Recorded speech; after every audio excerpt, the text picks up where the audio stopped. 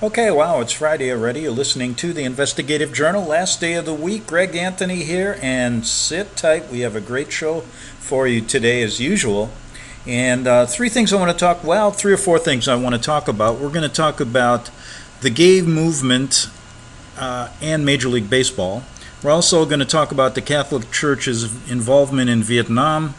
And then we're going to talk about the two-tier justice system we have in this country and the Hegelian Dialectic, Trump versus Clinton, the U.S. versus globalists, and how it's really working. We'll get to that. It's a good story. Very rarely do I spend a lot of shows talking about the politics of the day without really setting the record straight for really what's going on, because you're not going to get it anywhere else. So I do my best to translate it for you, although I'm sure there's people that can do it much better. But let's start out with really I'm going to cover this very quickly. Yesterday I watched a documentary on Vietnam, and it brought to mind Saigon, back at the time when John F. Kennedy was killed. And this came right after the coup against the Diem government in Saigon, supposedly the more or less democratic government in South Vietnam. At the same time, we had Ho Chi Minh in the north, and he had been for a long time getting the rebel movement together and communism, working with the Chinese to basically set up the Jesuit war. And I use that term meaning it totally, the Jesuit war, because they were playing the Hegelian order out of chaos in Vietnam as well. And you can apply it to most everything. So anyway, we got Ho Chi Minh doing his thing there. At this time, Kennedy had realized that it was a hopeless case in Vietnam because the people were turning against the Diem government that we supported, that was supposedly to fight communism. Now, the one thing that's overlooked is most of the population, 75% of the population in Vietnam was Buddhist, and the country in the south was run by the Diem Catholic government. Yes, the minority Catholic government running the whole country. And it was interesting that how this coup took place, how they created chaos out of chaos, was that right around the time that Kennedy had realized this is a hopeless case, and he was basically going to pull out, the powers that be in the Diem government began to clamp down on the Buddhists. And what they did is there was a celebration. It was the 2572nd birthday of Buddha. And they ran their flag, the Buddhist flag, and the Diem government said no, and they began to persecute Buddhists. That's where back then you would see Buddhist monks burning themselves in the street. So the whole idea here, we had this Catholic government, openly was clamping down on Buddhism, and the Vatican, of course, not doing anything. They were behind it. And the whole idea was to create this war using communism against capitalism in America to bring about their synthesis, which was a Vietnam they can control with less Buddhists. So many of the Buddhists were killed during the war, and that religion was basically kind of like Germany, or kind of like Poland when there was so many Jews in Poland, and then at the end of the war there weren't many, and the same happened in Vietnam. So they were basically doing the same thing. And it's little is talked about the Catholic Church's involvement, but you know they were there, and it was an openly Catholic Diem government in South Vietnam. Basically then, we allowed that government to be toppled. Remember? Kennedy, when that coup took place, it was in November of 1963, only about 2 weeks before Kennedy was killed on the 22nd of November. So Diem's overthrown. We got a whole new operation going there now, and now the big war is going to take place in Vietnam. Kennedy wanted to pull out then, and that's one reason why they had to knock him off. So, there we go, and we know that the rest of that's history. The Vietnam War then escalated, and that's for another day. But don't forget the Jesuit Catholic involvement in the Diem South Vietnam government during that time, and their basic goal was to slaughter Buddhists, and they did a good job. Order out of chaos. The Jesuit slogan, right? All right, enough of that. You know, when stories like this appear, I get really upset because baseball is a real favorite pastime of mine. I grew up as a kid playing it in Chicago. In fact, grew up near Wrigley Field, the friendly confines, during the time of Ernie Banks and Ron Santo and Ernie's great slogan, "Let's play two today." And I remember one summer I went to about 35 Cub games, and it was only like 80 cents to get in. But I digress. But here's a story that really upsets me. And let me tell you where we've come. I want to show you propaganda in sports. Now, when this gay movement, this gay political movement starts intersecting with baseball, I start to really get ticked off because, you know, there's no sense in being politically everyone is so politically correct you can't say anything. And here's what I mean. Now, if you don't follow baseball, just bear with me for a minute because it's really important. If you're a Christian, if you're a person that wants to express your ideas about life and how you want to bring up your kids, things like that, this story is important. And I swear to God, 30 years ago, you'd have never heard anything like this. The stink that was put up because a man, one baseball player, said something that they think is homophobic, and he's looked at as a Christian homophobe. Now, the guy I'm talking about is a good ball player. His name's Daniel Murphy. And Daniel Murphy was just about 4 or 5 days ago traded to the Chicago Cubs. And outside of the reason they traded him for his baseball ability to help a lineup they needed to get some more good hitting bats in there, they always vet the trades people make. They pay these guys a lot of money. They want to know a little bit about them. And the baggage, and I don't think it was baggage, that Murphy carried was that when he was playing with the New York Mets in 2015, he said something that to me was basically just stating his opinion. But it has been blown out of proportion because the political movement you can't say a word if you disagree with the gay lifestyle. Now, here's exactly what happened. The first Major League Baseball player to ever come out of the closet, so to speak, was a guy by the name of Billy Beane. Now, if you're a baseball fanatic, don't confuse him with the president of baseball operations in Oakland, former GM Billy Beane, who wrote the book Moneyball. Remember, was involved in the movie Moneyball with the Oakland Athletics. Billy Beane was played for the Mets, didn't have that great a career, and Billy Beane was the first baseball player to come out of the closet. Now, in 2015, when Daniel Murphy was playing with the Mets, Billy Beane was invited, he was no longer playing baseball, by the Mets organization to give a speech about inclusion, about coming out of the closet, about being a gay baseball player. And for that Sunday that they had a big celebration, an inclusion or gay movement celebration at the ballpark. Can you believe they do these things now? Why not have a celebration about the Polish lifestyle? You know, eating kielbasa and beer. Come on. Some people may not agree with the Polish lifestyle.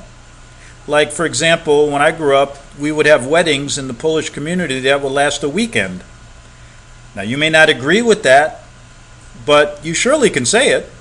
Well, Daniel Murphy, when Billy Beane was invited to speak and then given a uniform and come out on the field, Murphy was quoted in the newspaper, now in New York, stating, "I disagree with Billy Beane's lifestyle. I totally disagree with it, but that doesn't mean that I can't be a friend of his, and that doesn't mean that I can't get to know him. That doesn't mean that I want to change his lifestyle. It doesn't mean," that's basically all he said. He said, "I disagree with it, but that doesn't mean that I can't become his friend and get to know him." Now, to me, what's wrong with that?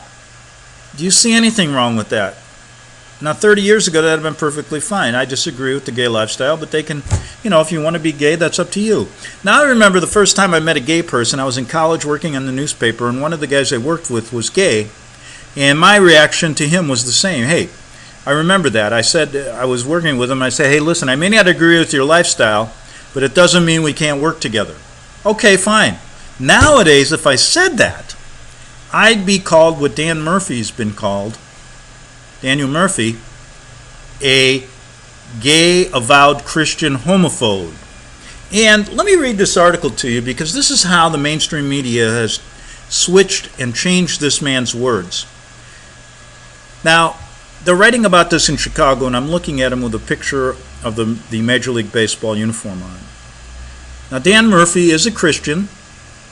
He openly admits that I'm a Christian, I have Christian beliefs. Now, here's the headline. Daniel Murphy makes things worse with his new message to gay Cub fans. Now, how many gay Cub fans are there? I grew up as a Cub fan, and I don't remember too many. Now, for example, this Sunday, they're going to have a gay celebration at the ballpark. And to make matters even more difficult for Mr. Murphy, but to show you that the Cubs, understood what he said, the owner, part owner, is the owner are the Ricketts family, very wealthy family, and one of the sisters is gay. So anyway, that's an aside on the story. Now here's the headline, and let me tell you why this is so crazy and why this has gotten so out of hand. I said a long time ago, the gay movement is a political movement geared to make this the new normal. And I said jokingly the other day that pretty soon it's going to be gays are going to outnumber the people that aren't gay. And it's going to be, we're the minority, and what rights will you have? None to say anything. The reason for this is that, we don't want to get into the whole background of the elites and why they're doing, but let's just say simple and say it's a political movement, and it is geared to really change people, even though they're not born gay. Right. I mean, nowhere in the world will you ever get anyone that really looks at this subject rationally to say that they're not a minority of people. And the lifestyle should be able to be talked about openly for people that aren't gay. Listen, I don't want my children growing up getting taught in school early on about the way they're teaching kids about sex now. At 3 years old they start, and they're teaching that you don't really know who you are anymore, a man or a woman, and it doesn't matter. This is what's happening. So Dan Murphy, all he says was, look, I don't agree with their lifestyle, but doesn't mean we can't be friends. Okay? The underheadline was, the Chicago Cubs will parade Murphy, an avowed Christian homophobe, in front of gay fans this Sunday. That's coming up Sunday at Wrigley Field. They say he's an avowed Christian homophobe for saying that. So I guess I could be considered a Christian homophobe for just what I said to my friend when I was in college, right? Now, let me read this article to you, because you're gonna see, and I'm telling you right now, that this movement is geared not because they really care about gay people. It's because they want to infect society with a sickness. They want to change men from women, women from men. And it's crazy. And we know it's wrong, but you can't talk about it or you're considered a Christian homophobe. Just for saying, hey, I don't agree with them, but that's okay. I can be your friend. Now, Daniel Murphy's here's the article. Daniel Murphy's impact on the Cubs was immediate Thursday night. On the field, the Cubs' new leadoff hitter went 2 for 5 and scored once in a 7-1 routing of the Cincinnati Reds. The National League's best record. That's the Cubs. They're number 1 in the National League right now. Get even better as the Cubs got a big win at Wrigley. Off the field, Murphy did nothing to quell concerns of the LGBTQ. What the hell is LGBTQ? I'm so sick of that. Cub fans. That an avowed homophobe was now a part of their favorite team. Now, an aside before I continue reading, There was another article saying, a Cub fan wrote an article saying he's no longer going to go to Wrigley Field anymore. Okay, big deal. I don't care. What do I care? If you want to, you're not going to go because Dan Murphy said he doesn't agree with the gay lifestyle, but he'd be your friend. He'd say the same thing to you. But you're not going to watch the games now because you consider him a gay homophobe. It's insane. Now, the article says he did nothing to quell the concerns. Well, what did he do? When he was asked after the game if he had any comment, you know the media is going to jump on him here, comment for gay fans who were connected and who were concerned with the Cubs' acquisition of him, he was trite at best. Now, here's what he said. I'm going to give you the quote. And this whole article is written off this quote. He said, "Oh dear, I hope that people will still be Cub fans." That's all he said. He didn't say anything else.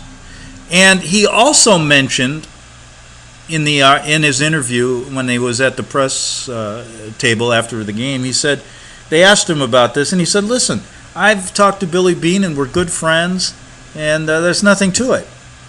And in fact, the Cubs reached out to Billy Beane, and Billy said, "No, he'd be a great addition to your team.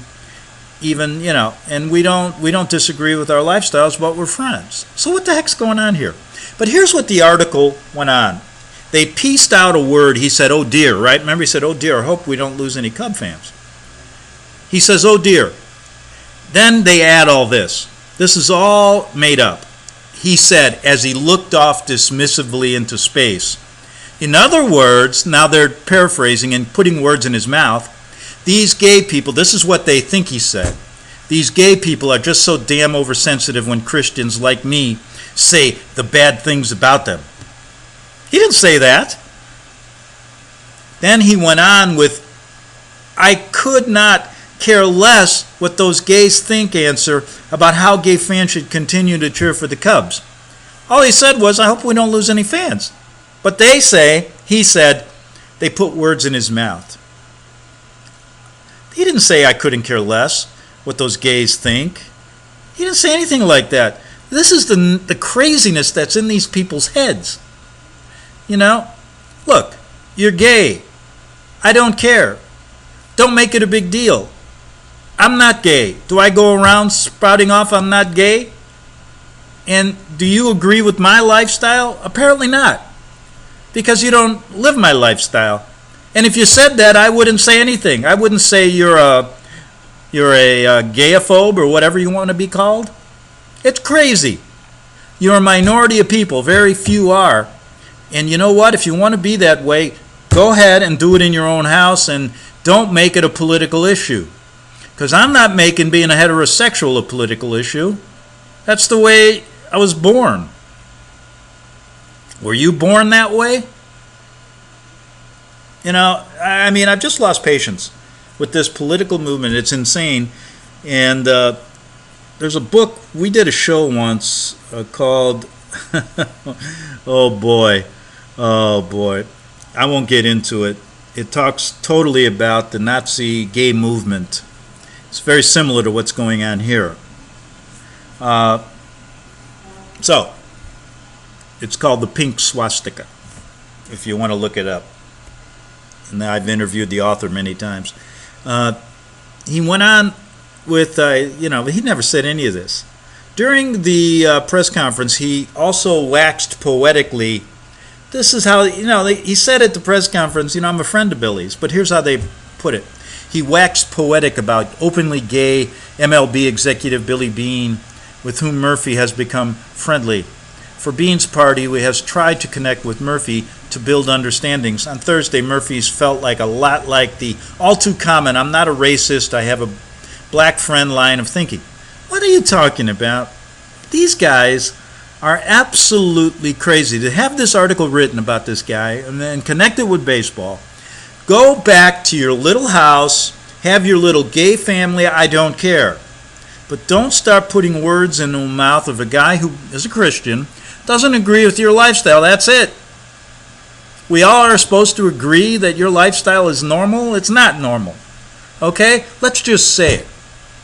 It's not normal.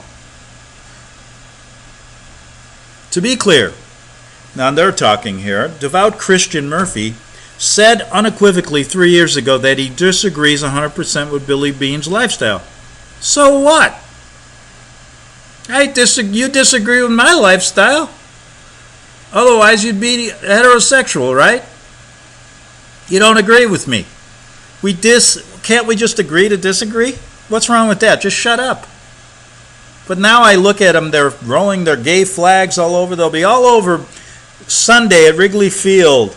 You know, can you imagine the signs? No Christians allowed. Give me a break. You know, the funny thing is, this guy doesn't realize that most Chicago people probably think the way that Daniel Murphy thinks, especially if you were born as a baby boomer. Now the young millennials, they won't say a goddarn thing. They're too damn politically correct and scared to do anything. Half of them, get out and work. Don't live in your mother's basement. Okay. To be clear, devout Christian Murphy said unequivocally 3 years ago that he disagrees 100% with Billy Beane's lifestyle. Okay, fine, I disagree with it. Now, he goes on and says this. Oh, we got 23 minutes here. He says, I'm a big fan of giving people second chances. What second chance? He doesn't need a second chance. I'm going to give you a second chance and just shut your mouth. And letting them correct past issues, even their underlying belief system doesn't change. What belief system? He doesn't like your lifestyle. They'll put words into his mouth like, oh, he's a Christian. He means we're going to hell. Well, if you're a homosexual and you're not a Christian, you don't believe in it anyway, so what are you worried about? You don't believe in heaven or hell, so what are you worried about? You really think that, he didn't say you're going to hell. He just said, hey, listen, I don't agree with your lifestyle. So people say things they sometimes wish they hadn't. He doesn't wish he hadn't said it. And after education and reflection, people can change their public tone. Don't change your public tone just to be politically correct. I've given people space to change their tune over and over again, praising guys like Garrison Hearst, Tim Hardaway, and David Tyree. Yeah, they were pressured because somebody was going to fire them or something. You've given them a second chance. Murphy has even, with this press conference, demonstrated no interest in building bridges between himself and the community he has publicly degraded. He's not degraded anybody. Can you believe this guy? He has his gay friend and he's good to go. Yeah, so what? Oh boy. So then he ends by saying the Cubs host their annual Out at Wrigley event this Sunday, celebrating the LGBT community. What? Why don't you celebrate some really important things? These guys are Why do they get a day at the ballpark? Give me a break. There's only 82 games. I can think of 82 better ways to celebrate a ball game. And I'm not being racist. Does every minority, what about, give me a break. I could think of a million minorities, and everyone should have a day at the ballpark. No, this is political BS. So, and it says, yet this presence at Wrigley this Sunday will feel different, a real slap in the face of a community that has given so much praise to the Cubs. Oh, give me a break. I've about had it, especially when they start doing this at the ballpark. I go to watch a ball game, have a hot dog and a beer. I don't want to listen to your crap about the gay community. Back in 3 minutes on the Investigative Journal.